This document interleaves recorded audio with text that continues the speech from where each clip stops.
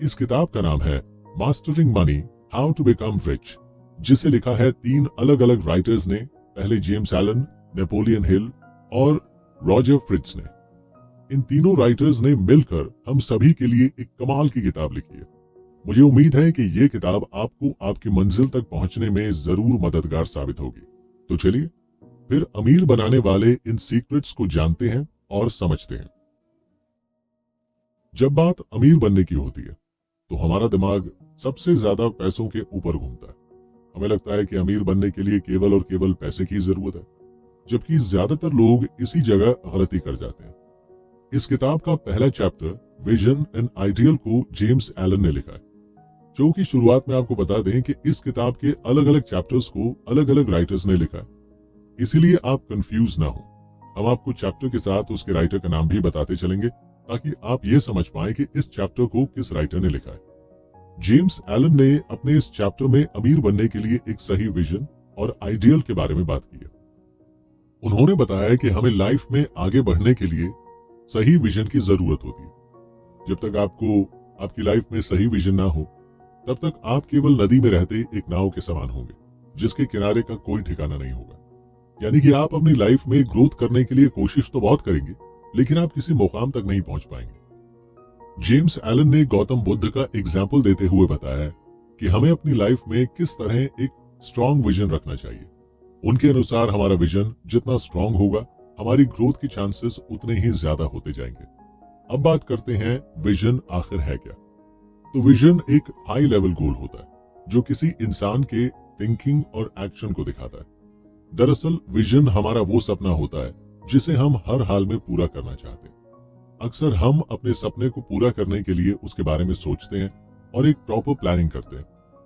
इसीलिए अगर दूसरे शब्दों में कहा जाए तो अपनी मंजिल तक बिना गलती किए पहुंचने के लिए हम जो कुछ भी सोचते और प्लानिंग करते हैं वो हमारा विजन कहलाता है।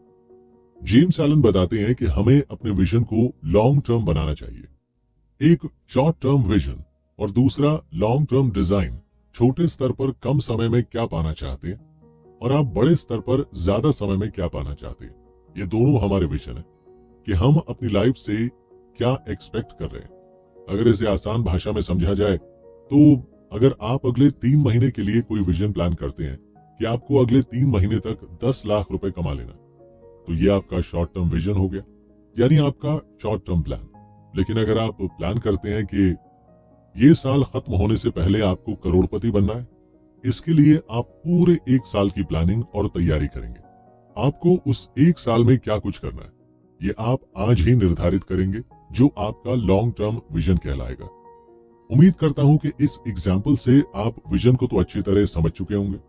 तो चलिए बात करते हैं दूसरे पॉइंट की, जो है आइडियल, यानी कि हमारे आदर्श, हमारे उसूल। अब दोस्तों इसे आप कुछ इस तरह से समझ सकते हैं कि आपने अक्सर लोगों को ये कहते सुना होगा कि फला इंसान मेरा आइडियल है, यानी कि मैं उसकी तरह बनना चाहता हूँ या फिर मैं भी उनकी तरह काम करना चाहता हूँ। तो अगर आइडियल को एक्सप्लेन किया जाए तो आइडियल वो मेंटल सिचुएशन है जो हमें किसी स्पेशल इंसान या चीज को पाने के लिए हमारे अंदर एक स्ट्रॉन्ग डिजायर पैदा करता है, जो कहीं ना कहीं हमारे बिलीफ सिस्टम पर काम करता है। हमारे आदर्श किसी भी फॉर्म में हो सकते हैं, फिर चाहे वो सोशल हो, रियलिज्म हो या मॉरल हो। हमारे लिए उसे इंसान या चीज की वैल्यू बहुत ज्यादा हो जाती है और हम उसे किसी भी हद तक पाने की चाह रखते हैं। जब हम किसी चीज को अपना आइडियल मानकर काम करते हैं, यानी हम किसी चीज को अपना आइडियल मानकर अपने मन में एक विजन क्रिएट करते हैं, तो हमारा मन उसे पाने के लिए सही डायरेक्शन में काम करने लगता है। जेम्स एलन हमें ये समझाना चाहते हैं कि अगर आप अपनी लाइफ में अमीर बनना चाहते हैं तो आपका अपनी लाइफ में अमीर बनने के लिए एक क्लियर विजन होना चाहिए और आपके पास एक आइडियल होना जरूरी है। यानी कोई एक ऐसा इंसान या कोई ऐसी चीज जो आपको अमीर बनाने के लिए बहुत ही ज्यादा मोटिवेट करे। जैसे कुछ लोग होते हैं जिन्हें इलॉन मस्क बहुत पसंद है, क्योंकि इलॉन मस्क दुनिया के ऐसे अमीर इंसान है जो हजारों यूथ को इंस्पायर करते हैं। तो आपके पास इस तरह की आइडियल और विजन का होना बहुत जरूरी है। आइडियल को और भी डिटेल में समझने के लिए एलन कहते हैं, जब हमारी सोसाइटी में कोई इंसान कुछ बड़ा काम करता है तो लोग उसकी तारीफ के साथ साथ नकल भी करना शुरू कर देते हैं, यानी लोग उसी की तरह बनने की कोशिश करते हैं। ऐसे में वो इंसान हजारों लोगों के लिए आइडियल बन जाता है। अगर आप भी अपनी सोच को नई दिशा में लाकर कुछ नया करते हैं तो आप भी लोगों के लिए एक आइडियल बन जाएंगे। आज हम भी किसी न किसी इंसान को फॉलो करते हैं, फिर वो चाहे कोई बहुत बड़ा म्यूजिशियन, एक्टर, सिंगर, डांसर या बिजनेसमैन क्यों ना हो। यहाँ तक लोग पॉलिटिशियंस को भी फॉलो करते हैं। जेम्स एलन बताते हैं कि आपको अपने विजन को फुलफिल करने के लिए उसके बारे में प्रॉपर नॉलेज होनी चाहिए और आपके पास स्किल का होना बहुत जरूरी है। लाइफ में अमीर बनने के लिए अगर आपने जो कुछ भी प्लान किया है उसके बारे में प्रॉपर इंफॉर्मेशन जुटाना शुरू कर दीजिए और उसके लिए जो भी जरूरी चीज है, जैसे कोई जरूरी स्किल जो आपको सीखनी चाहिए, उसे जरूर सीखें। जेम्स एलन बताते हैं कि हर इंसान का उसकी लाइफ में एक एम होना चाहिए। बिना एम के लाइफ बेकार है। जिस इंसान का अपनी लाइफ में कोई उद्देश्य नहीं है वो कभी भी ग्रोथ नहीं कर सकता। इसीलिए सबसे पहले आपको अपने मन में झांक कर यह पता करना चाहिए कि आप अपनी लाइफ से क्या चाहते हैं। एक बार आपको अपनी लाइफ का गोल मिल जाए तो फिर आपको उसे पाने के लिए खुशी से शुरू कर देनी चाहिए, क्योंकि प्रयास और परिणाम दोनों का एक दूसरे से बहुत गहरा नाता है। आप जितना ज्यादा प्रयास करते हैं, सफलता मिलने के चांसेस उतने ही ज्यादा बढ़ जाते हैं। वहीं अगर आप अपने गोल को अचीव करने के लिए कोशिश ही नहीं करते हैं तो जाहिर सी बात है कि आप कभी भी अपनी मंजिल को नहीं पा सकते। इसीलिए लाइफ में एक लक्ष्य बनाएं और उसे पाने के लिए लगातार कोशिश करें। तब तक कोशिश करें जब तक लक्ष्य आपको हासिल ना हो जाए। अब यहाँ एक बात और है जो आपको आपकी मंजिल और आपके बीच में बहुत ज्यादा मायने रखती है, और वो है आपका एटीट्यूड।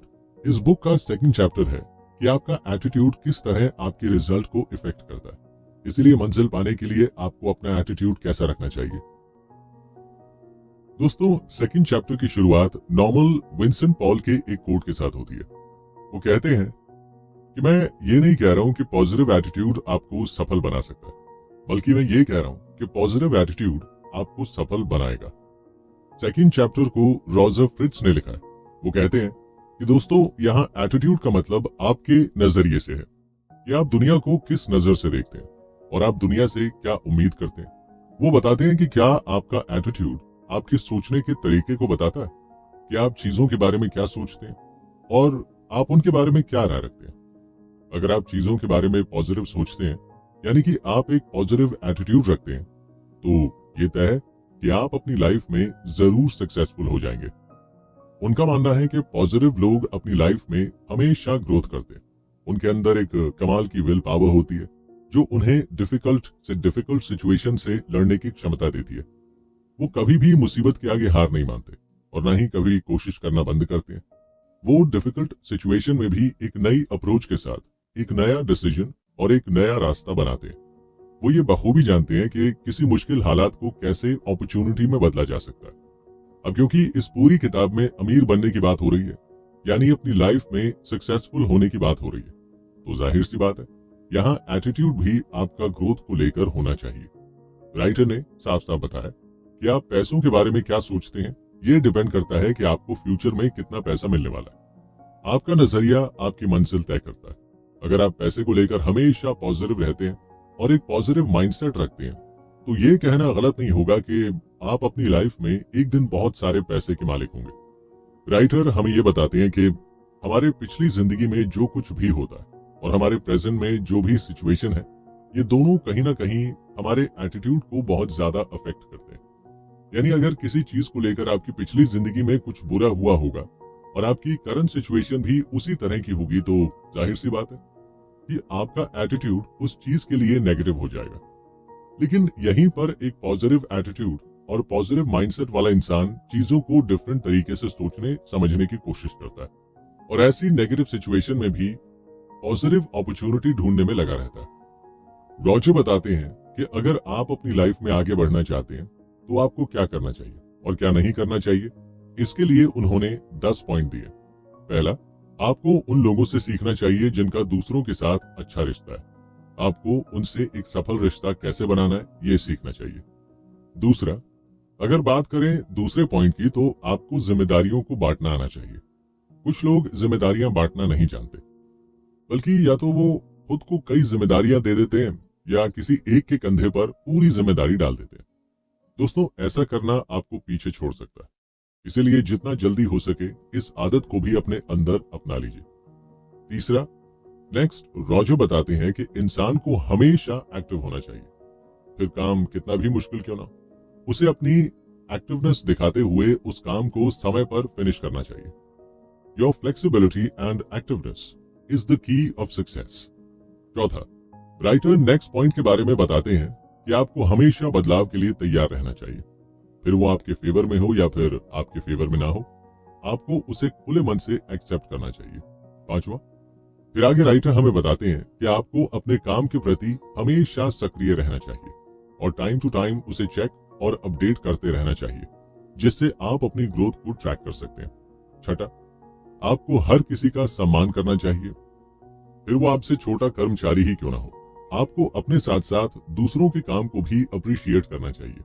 सातवां, राइटर हमें बताते हैं कि अगर आप अपनी लाइफ में ग्रोथ करना चाहते हैं तो आपको दूसरों की बुराई करने से बचना चाहिए जितना हो सके।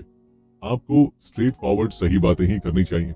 आठवां, रॉजर फ्रिट्ज बताते हैं कि आपको नेगेटिविटी से बचना चाहिए और अपने सेल्फ रिस्पेक्ट को बनाए रखना चाहिए।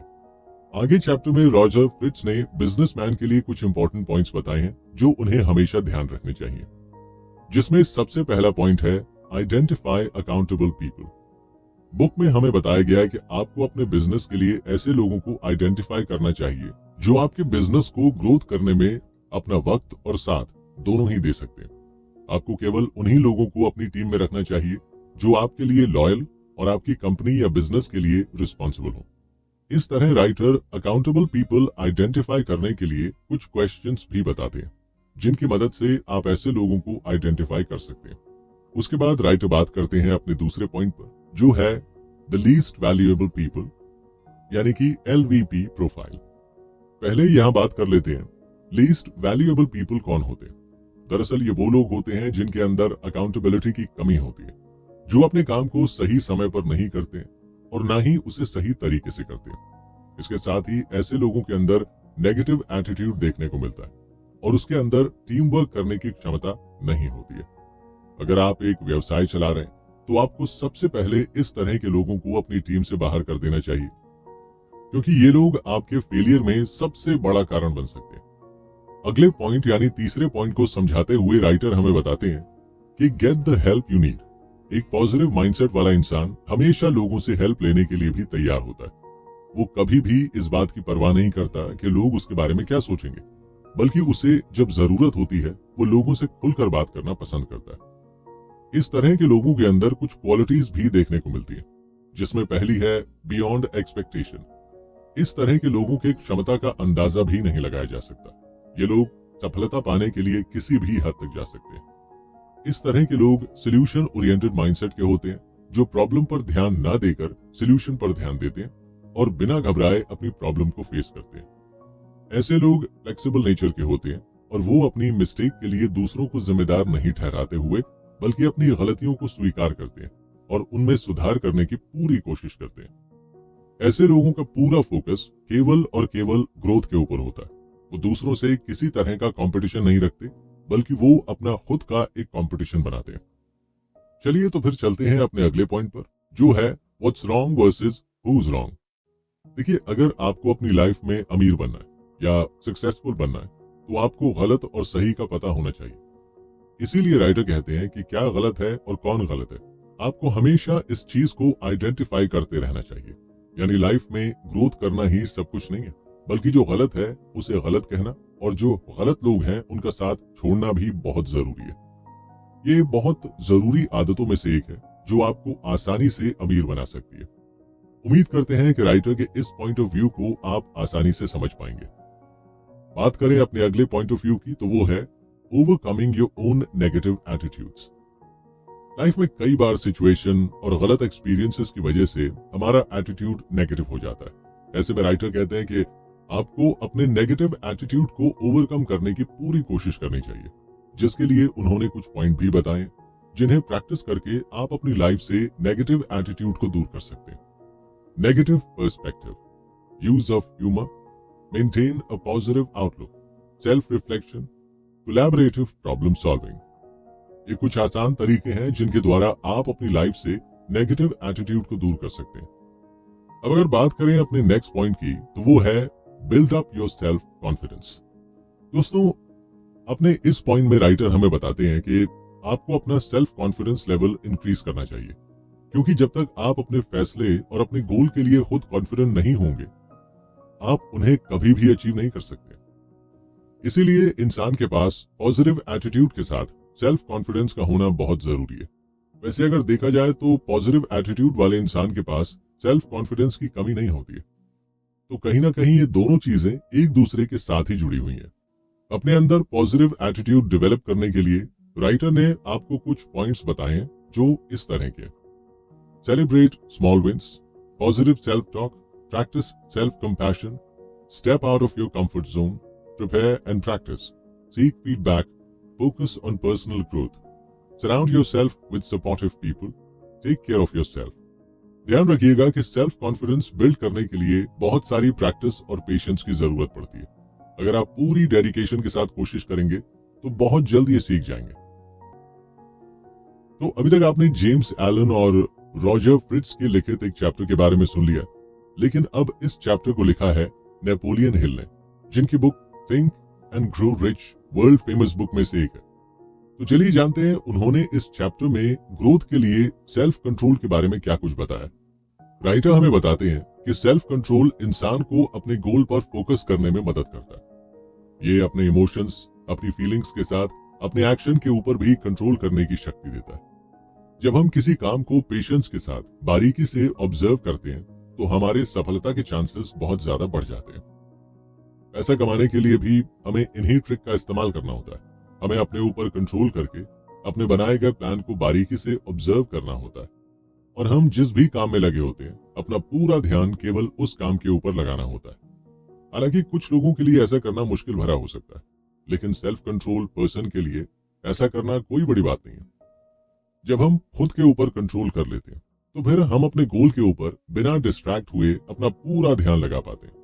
आगे राइटर हमें सेल्फ कंट्रोल के कुछ इंपॉर्टेंट पॉइंट्स के बारे में बताते हैं। तो फिर चलिए जान लेते हैं क्या है वो इंपॉर्टेंट पॉइंट्स। दोस्तों, इसमें सबसे पहला आता है कंट्रोलिंग योर थॉट्स, जिसमें हम सही और पॉजिटिव थॉट्स को बढ़ावा देते हैं और वहीं नेगेटिव थॉट्स को इग्नोर करने में भी मदद करते हैं। बात करें अपने नेक्स्ट पॉइंट की तो वो है इमोशन कंट्रोल। हम सब सेल्फ कंट्रोल के द्वारा अपने इमोशंस को अपने कंट्रोल में कर सकते हैं, क्योंकि जब हम अपनी भावनाओं को कंट्रोल में कर लेते हैं तो हम एक अच्छा डिसीजन ले सकते हैं।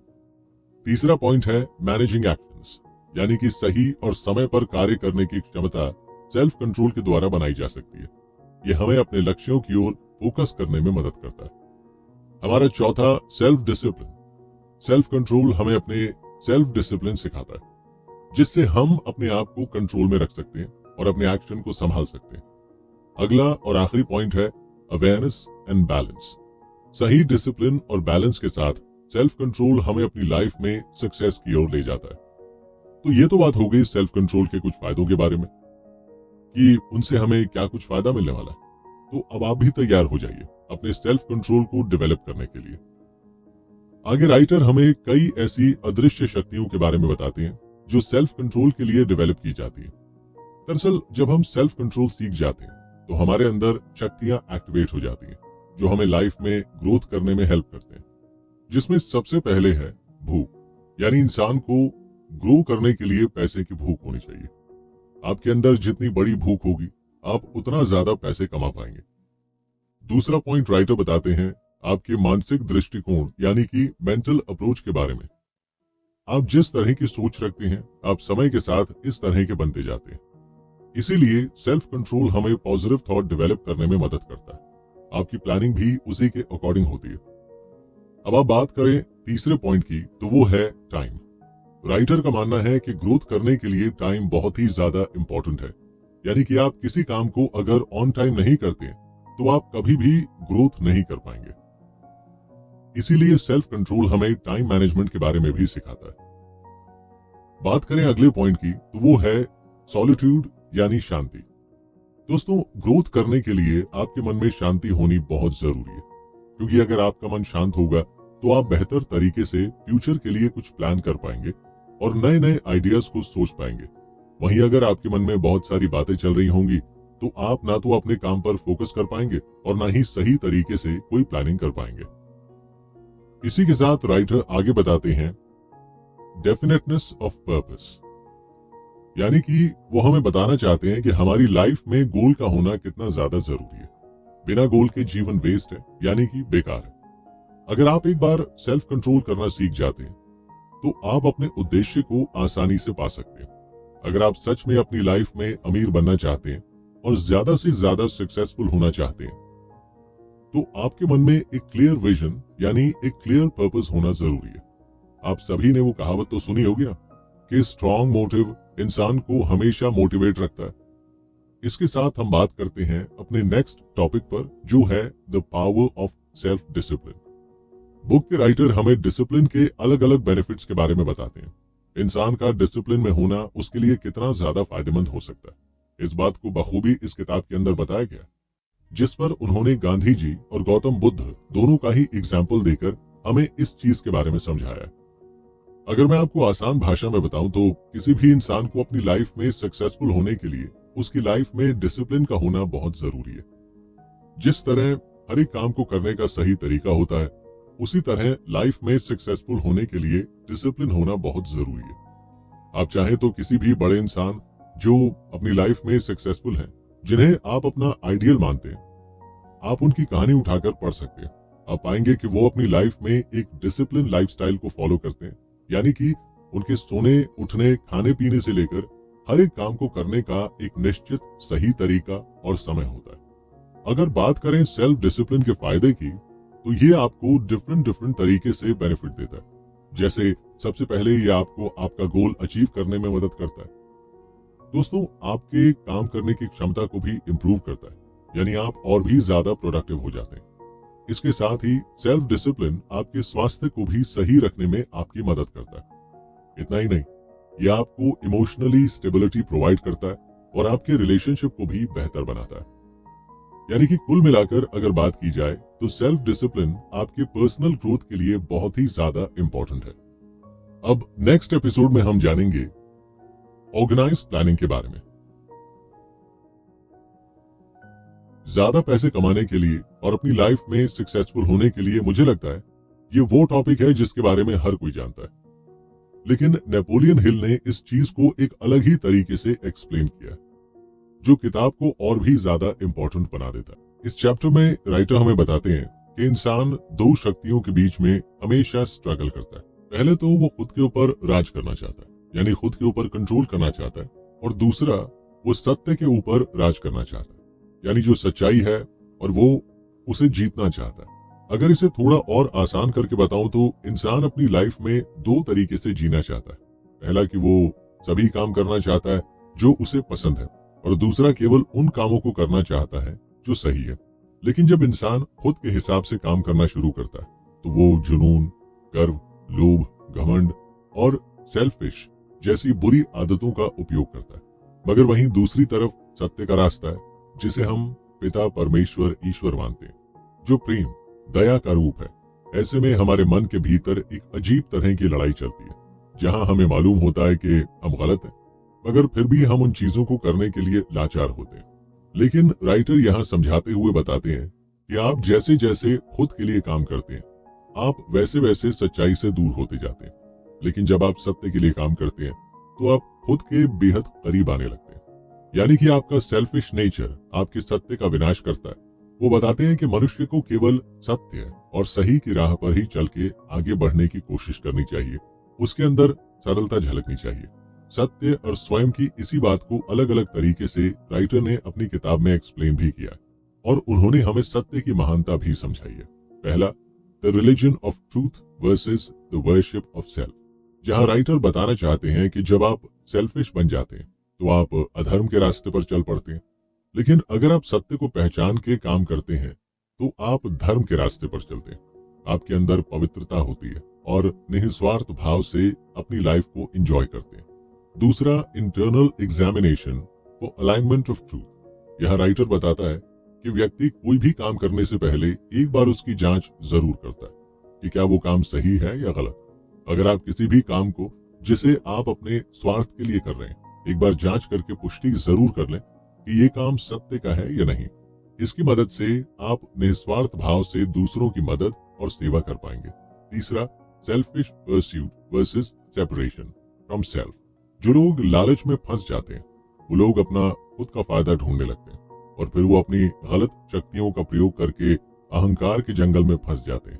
इसके ठीक विपरीत जो लोग लालच और बुरी आदतों को छोड़कर सत्य के रास्ते पर चलते हैं उनकी लाइफ औरों की उपेक्षा में बेहद सरल और आरामदायक होती है। वो अपनी लाइफ में हर एक मुकाम को हासिल कर पाते हैं। चौथा है arrogant pride versus humble demeanour. Selfish लोग दिखावा करते हैं, अपने आप को बड़ा मानते हैं और अक्सर खुद की प्रशंसा में लगे रहते हैं और अक्सर दूसरों के साथ बुरा बर्ताव करते हैं। वहीं विनम्र व्यवहार में व्यक्ति सदा नम्र और सहज होता है और दूसरों के साथ सम्मान और संवेदनशीलता दिखाता है। राइटर बताते हैं कि खुद का समर्पण एक ऐसा रास्ता है जो बहुत ही मुश्किल है। बहुत कम लोग अपने अंदर के लोभ, लालच, पाप को छोड़कर एक सात्विक और साधारण जीवन को अपना पाते हैं। झगड़ा, लड़ाई, कलह, अहंकार, लालच, नफरत की सभी बुरी आदतें हैं जो इंसान से उसका सुख, चैन, धन सब कुछ छीन लेती है। इसीलिए राइटर बताते हैं कि अगर आप अपनी लाइफ में ग्रो करना चाहते हैं इन सभी चीजों को छोड़कर आपको केवल सत्य के रास्ते पर चलना चाहिए, लोगों की मदद करनी चाहिए और ज्यादा से ज्यादा हम्बल होकर अपनी लाइफ जीनी चाहिए। अगर कोई व्यक्ति इन आदतों को बारीकी से समझकर अपने अंदर अपना लेता है तो न सिर्फ इसकी बाहरी दुनिया में बदलाव होता है बल्कि उसके इंटरनल वर्ल्ड में भी बदलाव देखने को मिलता है। यानी उसके व्यवहार, स्वभाव, रहन सहन, हर चीज में एक चमत्कारी बदलाव देखने को मिलता है। इन्हीं चेंज के द्वारा इंसान अपनी लाइफ में सुख, शांति और हर ऐसा आराम पा लेता है जिसकी उसे चाहत होती है। लेखक ने इस बात को अलग अलग एग्जाम्पल के द्वारा समझाया है। पहला है पर्सपेक्टिव एक्सप्लेनेशन। ऐसा व्यक्ति अपनी इच्छाओं के ऊपर जीत हासिल कर लेता है और अपने अंदर एक अलग तरह का बदलाव करके पसंद नापसंद के मोह माया को छोड़कर एक साधारण जिंदगी को अपना लेता है। उसे सही गलत दुनिया का भेदभाव से कोई लगाव नहीं रहता। ऐसे लोग न सिर्फ खुद को बल्कि दूसरों को भी बड़े ही सटीक तरीके से पहचान जाते हैं। दूसरा है हार्मोनियस परसेप्शन। इस तरह के लोगों के अंदर एक खास तरह का बदलाव ये भी देखा जाता है कि उनके अंदर किसी भी तरह का डर नहीं होता है। वो किसी तरह के छिपने या छुपाने जैसी चीजों से खुद को बहुत दूर कर लेते हैं और एक शांति और सुंदर जिंदगी जीने लगते हैं। वो हमेशा गहन शांति की खोज में रहते हैं जो केवल सत्य के रास्ते पर ही मिल सकती है। और तो और दुनिया को देखने का उनका नजरिया भी बदल जाता है। नेक्स्ट है सिंप्लिसिटी इन ट्रूथ।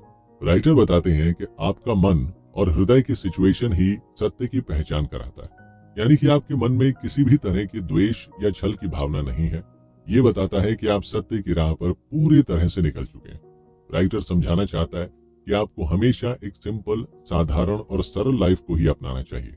बहुत ज्यादा दिखावे की जिंदगी तकलीफदायक होती है। अगला पॉइंट है अंडरस्टैंडिंग एंड कंपैशन। इस सिचुएशन को हासिल करने वालों को दुनिया के सभी नियम कानून की जानकारी होती है। उन्हें मालूम होता है कि कौन सी चीज दुख की वजह बन सकती है और वो हमेशा मुक्ति के रास्ते को ही अपनाना पसंद करते हैं। ऐसे लोग सांसारिक बंधनों से खुद को मुक्त कर लेते हैं। उन्हें किसी भी तरह के मोह माया से कोई फर्क नहीं पड़ता। वो अपने अंदर की इच्छाओं पर विजय प्राप्त कर लेते हैं जिसकी वजह से वो अपने मार्ग से कभी नहीं भटकते। अगला पॉइंट है गुडविल एंड कंपैशनेट एटीट्यूड। ऐसे लोग दूसरों के लिए बहुत ही ज्यादा पोलाइट होते हैं और वो उन्हें अपने बच्चों की तरह प्यार भी करते हैं। वो ना तो कभी किसी की बुराई करते हैं और न ही किसी के प्रति किसी तरह की हीन भावना रखते हैं। वो हर किसी को प्रेम, सम्मान और अपनेपन की नजर से देखते हैं और सबकी अच्छाई और भलाई की दुआ भी करते हैं। और आखिरी पॉइंट है फाइनल लिबरेशन। वो एक ऐसे भविष्य की उम्मीद करते हैं जहां जीवन के चक्र से आजादी मिल सके और वो इस भ्रम भरी दुनिया से खुद को अलग कर सके। ऐसे लोगों का मानना है कि आत्मा इस दुनिया में केवल भटकती है, वो कभी भी स्थिर नहीं होती है और न ही उसे कभी किसी चीज में संतुष्टि मिलती है। राइटर बताते हैं कि आम इंसान अपनी पूरी जिंदगी में लालच, माया में ही घिरा रहता है। उसके लिए इन सभी से निकलना बहुत ही ज्यादा मुश्किल भरा होता है। लेकिन जो व्यक्ति एक बार सत्य और धर्म के रास्ते को अपना लेता है वो न सिर्फ अपनी जिंदगी में ग्रो करता है बल्कि एक हैप्पी और प्रॉस्परस लाइफ भी इंजॉय करता है। राइटर बताते हैं कि खुद के प्रति अटूट लगाव के कारण लोग सत्य को नहीं समझ पाते और इसीलिए वो इसकी सच्चाई से भी दूर भागते रहते हैं। खुद के प्रति या दृढ़ विश्वास, उनका सेल्फिश नेचर ही उन्हें सत्य को समझने में और देखने से रोकता है और उन्हें वो बनने के लिए प्रेरित करता है जो केवल एक भ्रम है। यानी कि लोग अपनी सेल्फिश नेचर की वजह से आज केवल भ्रम की जिंदगी जीना पसंद करते हैं। उन्हें सब कुछ दिखावे का पसंद है और वो दिखावे में ही शांति ढूंढते हैं, जबकि सच कुछ और है। शांति वो नहीं है जिसे हम बाहरी दुनिया में तलाशते हैं, शांति वो है जिसे हम अपने अंदर पा सकते हैं। तो बस सत्य और सेल्फिश नेचर में डिफरेंस बताने के साथ राइटर आखिर में हम सभी को यही बताना चाहता है कि हमें अपनी सेल्फिश नेचर को छोड़कर सत्य की राह को चुनना चाहिए, और वो करना चाहिए जिससे न सिर्फ हमारा बल्कि हमारे समाज, हमारे आसपास और इस धरती पर रहने वाले हर एक जीव जंतु का फायदा हो। हम सभी को हमेशा अपने फायदे और अपने स्वार्थ के बारे में ना सोचकर दुनिया के बारे में भी सोचना चाहिए, जो हमारे अंदर के प्रेम और काइंडनेस का एक रूप है। निस्वार्थ यानी बिना किसी डिजायर या लालच के की गई मदद सच्ची मदद है, वरना मतलब से किया गया दान भी एक बिजनेस का हिस्सा है। राइटर हमें आगे बताते हैं कि हमारी लाइफ की कोई गारंटी नहीं है, ये पल भर की है, इसीलिए हमें वो हर एक काम करना चाहिए जिससे बाद में लोग हमें याद कर सकें और हमारे आने वाली संतानों को भी हमसे कुछ सीखने और जानने को मिले। हाँ, तो सुना आपने कि कैसे इस बुक में राइटर्स ने अमीर बनने के साथ साथ एक अच्छा इंसान बनने के लिए भी बहुत सारे तरीके बताए। तो बस आप भी इन्हीं तरीकों का इस्तेमाल करके अपने मन को अपने कंट्रोल में करते हुए एक सही फैसला लेकर अपनी लाइफ में हार्ड वर्क करके ग्रोथ अचीव कीजिए।